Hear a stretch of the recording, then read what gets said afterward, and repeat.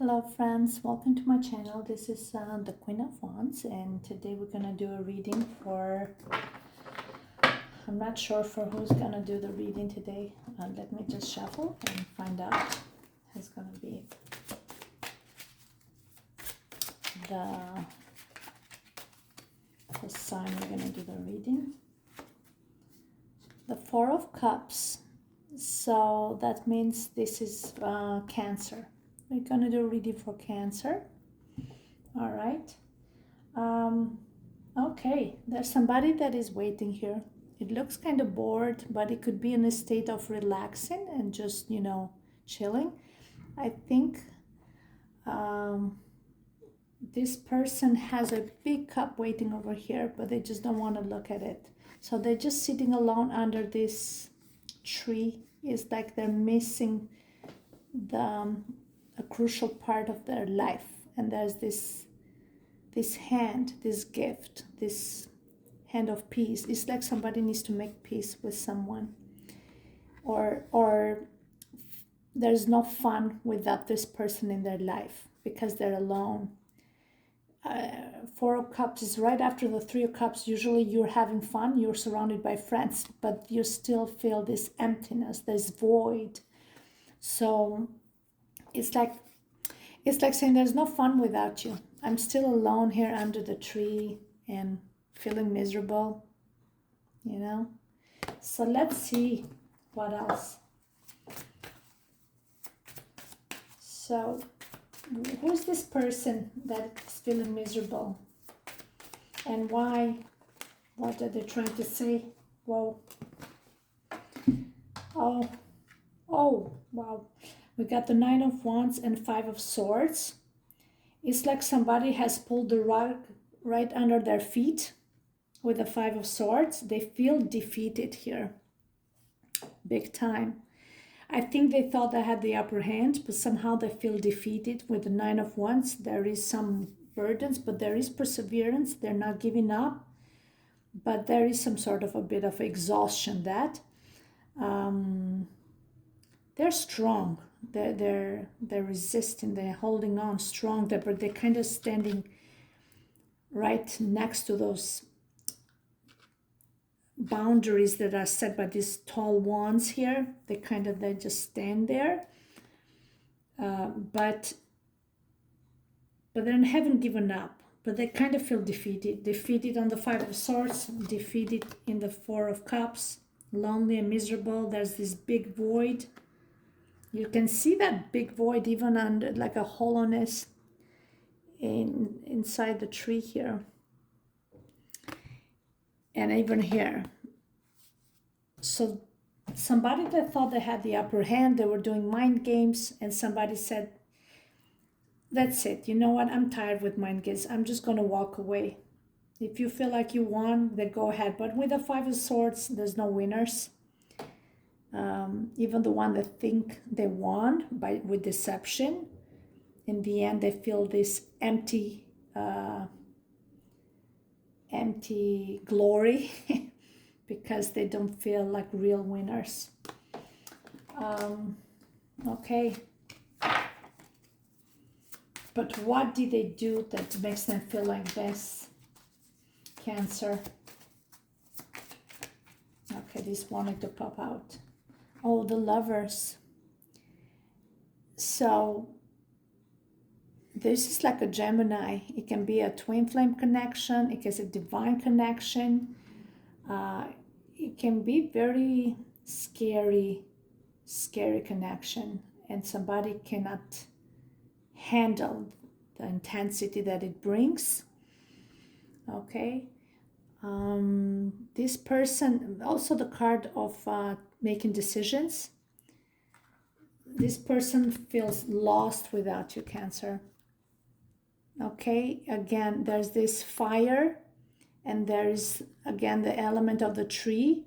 It's like Adam and Eve, right? They are divinely guided. So there is some test that needs to go through. That's why you are both maybe feeling a bit this detachment lately.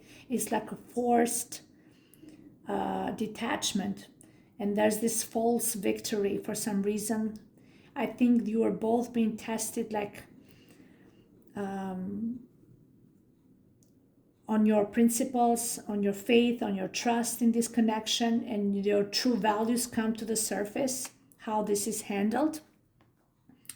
And I think it's handled with integrity when you know you kind of detach and you walk away with your loss, but you have not all it's lost is saying here, because you can say self-worth and self-love with it. That's why there's a big cup here. And once that is achieved on a personal level, that's when the divine guidance and divine union happens. Okay, when all these both these elements, we have earth and fire here, and that's when the union happens, when this the ego practically is crashed to the floor, and then you both unite and create this strong bond, because you have eliminated and that you have left all your ego side, and you said, okay, I'm not here to show who has the upper hand or who is stronger, but I'm gonna let this be divinely guided, right? So what do these people expect from you? These people, this person. The Queen of Swords, oh wow, what they expect from you: to think clearly and reasonably, and your actions to come from a place of pure, authentic, and fair decisions. So definitely not from a place of over emotions and overly emotionally guided, but from a place of common grounds and also common sense, because Queen of Swords roots the thoughts, and having some reasonable expectations as well. The beauty and the difference between the Queen of Swords and the King of Swords is because she has compassion. Of all the queens, she is the one who has suffered the most, so she understands somebody, where they're coming from and what pushes their action to be. So because of that, she has compassion. But in the same time, Queen of Swords doesn't tolerate somebody who believes that they can take advantage of the fact that she will help the weak, all right, or she will. So I think they want from you to show compassion. Yes, set those boundaries, have clear expectation for yourself, and also be very pragmatist and be very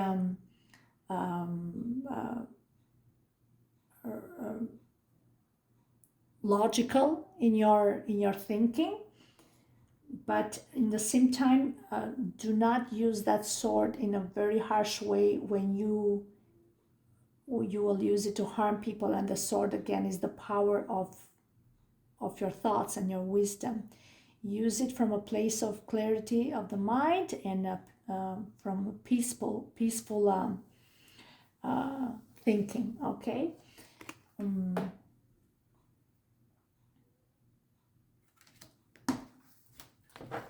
So what are their hopes for this relation, this connection? So, their hopes is the Hangman. Their hopes is to break free from this stagnation. It's a bit of a pause and a stagnation. But I see sometimes the Hangman, somebody who sees things from a different perspective than other people, right?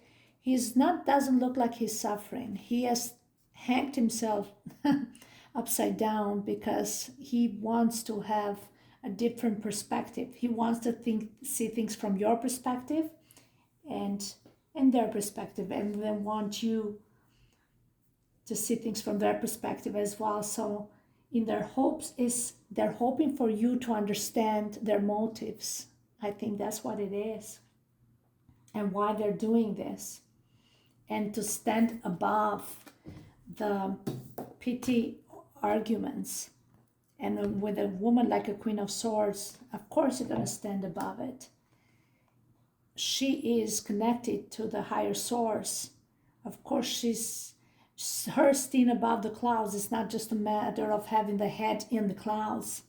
She reaches towards her higher self and get some sort of answers by seeing the bigger picture, right? A woman like that, she sees things from all perspectives, from all angles.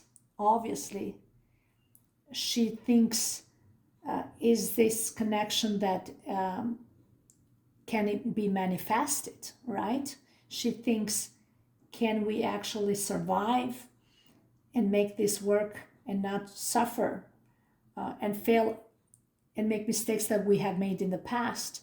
And that also connects to what your physical realm is right now from a financial perspective, and of course all the parties involved. So she doesn't just think from her heart. She does put her heart in her sleeve, but she has to consider all other element to understand that is this worth pursuing, and if it's worth pursuing, okay, somebody here has to make a move and break this this stagnation. And the Queen of Swords has too much self-respect to cross those boundaries. She will stay in her integrity. She's a woman of power and integrity and self-respect, and she knows her worth. Okay, so it's not a matter of stagnation because I want to play the victim. I want to do the passive aggressive. Five of Swords. Okay, everybody here plays this role like if I stay away, they're gonna miss me. No, the Queen of Swords says I need to find my center. I need to find my focus. I need to find myself. I need to find my peace, and what's meant for me will come to me.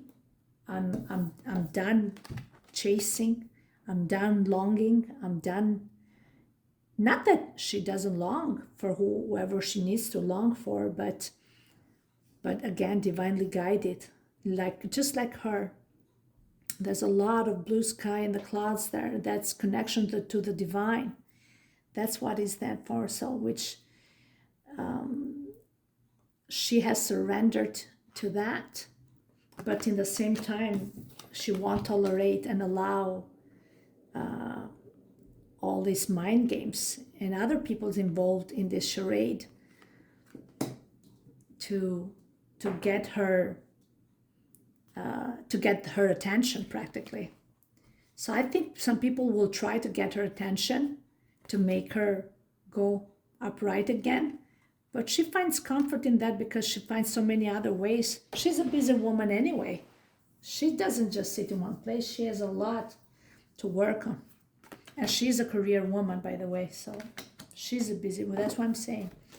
There's nothing. So what are their fears, Cancer? Their fears for this connection.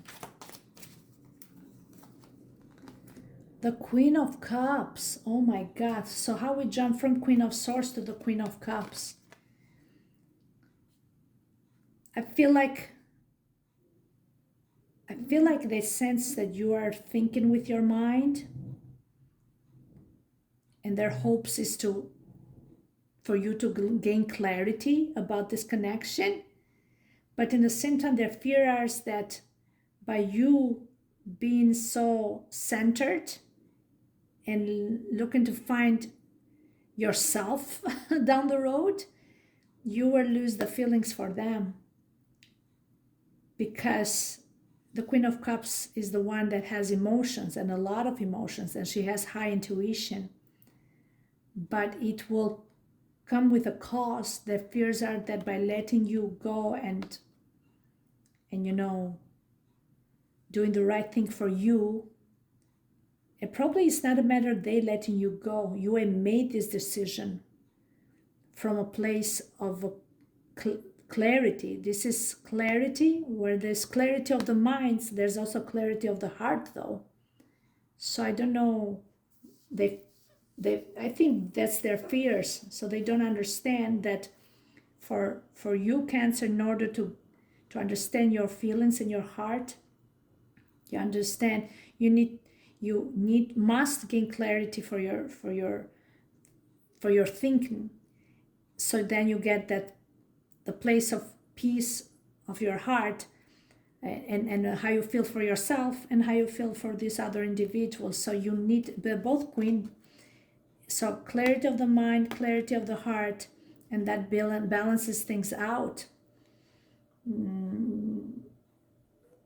But in their case, it says that there is this fear that you're gonna detach your feelings for them, because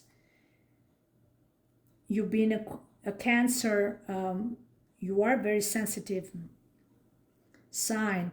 So sometimes these feelings are too overwhelming and they hurt too much, and then you need to detach, and maybe you need to cut that feeling out. But again, Queen of Swords is known for compassion, but in the same time, she won't let that blurry her vision and what's needs to the right thing to do,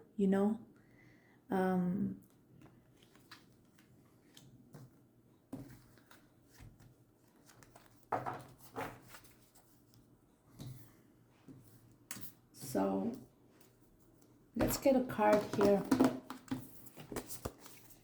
So what's the final outcome for the month of May? What's the message for the month of May for Cancer? Oh my God, the Hermit. More isolation. So the Hangman and the Hermit, he just loves being alone. I think it can be this person as well. And they just love exploring. They love investigating, and they're learning maybe something about the esoteric realm, and maybe about astrology and tarot reading. They can learn about many things. So they're kind of doing their own research about this. And they're trying to learn maybe also what twin flame means. They don't even know what that is. They know they have this special connection with you, with the Lover's card that I said ruled in Gemini. Gemini is the twin flame card, because Gemini, and by the way, if you don't know what Gemini and twin flame means, it's when two people have one soul, but somehow got separated and got lost into the universe. So it's like the other half of your soul. They also look alike, very much alike. So when they see each other, like it's like you met your brother or your sister, but actually that's your other half. That's your twin, okay? Which you are not connected only spiritually, or it's not, and it's not a soulmate connection only. The soulmates can be your actual brother. It can be your father. Can be soulmate, and friends. But twin flame is completely different. It's actually a divinely guided partnership connection between two lovers. Okay, that got separated in the universe somehow, and they again divinely guided to meet again. But they go through cycle. Oh my God, cyclical. Jesus, repetitive pattern until they release what they need to release. So they go through some tests, that's for sure. So that's why there are these cards. There's this forced stagnation, but I wouldn't see it as a stagnation. It's a necessary detachment and retreating, so you can gain that clarity and balance of the heart and the mind, right, Cancer? and it will make you feel stronger and more in alignment with yourself, and that you're going to find that inner peace. So you finally how to be more accepting and welcoming for someone like your twin without this overwhelming expectation. Because the thing is that we know who they are and they know who you are, but there's also this pressure that, oh, what are we going to do now? And that's the most terrifying thing, because that's when reality hits, and that's tough. Because let's say for some reason, somehow, even though twin flames are meant to be together, and somehow they end up together there once they meet, but it might not be now, it might be a few years from now. So you cannot rush the process. And with the Hermit, is such a patient card. Oh my good Lord. So right now it's asking you to be patient, and just to focus and center on yourself, and also keep digging in what else you need to reveal about yourself or the other person. The more you learn about them, the more you learn about yourself, and vice versa. Okay? It could be that somebody's watching you, Cancer, and understanding where you're coming from with these revelations, and understanding better the connection.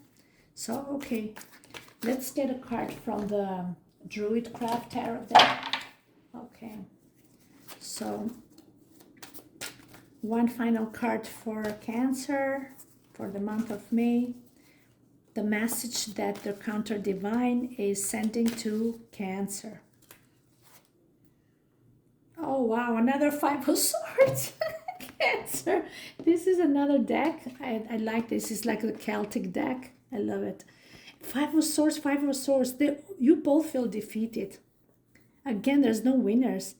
But I feel like somebody pulled the rug right under their feet.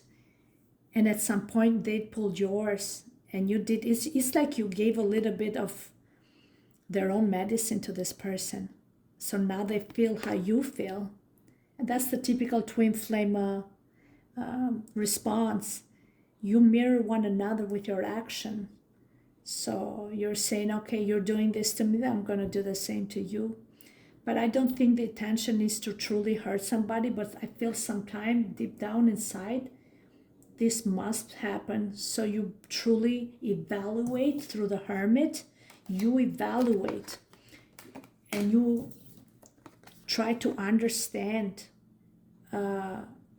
your feelings. Yeah, that's what it is. That's why this came out twice. It had to happen. And for now, it's a bit on that state. But don't despair, is saying. This is a normal process. You will come out stronger, and they too, and they will get this major clarity.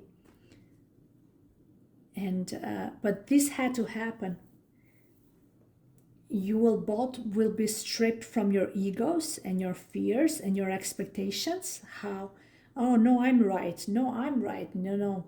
I will strip all your facade, and I will block you this, I'll block you there, so you cannot play your game anymore. And you're both doing this the same, and then until the end you're left with nobody else but one another. And face the truth. The truth is that you're made for one another. And it reminds me Bridget Jones' Baby, the third part of the movie, when he goes to see her, Colin Firth, and she's outside the door waiting, pregnant, and she says, "What are you doing here?" And he said, "I'm tired of saving the world. My world is right here," he said. So that's what it is. With the Five of Swords, there's always other people involved and mind games. And I love that part. When he's a lawyer and going fighting for human rights, fighting for what? for meaningless victories, empty victories. He said, my world is right here with you, he says to Bridget. So that's the message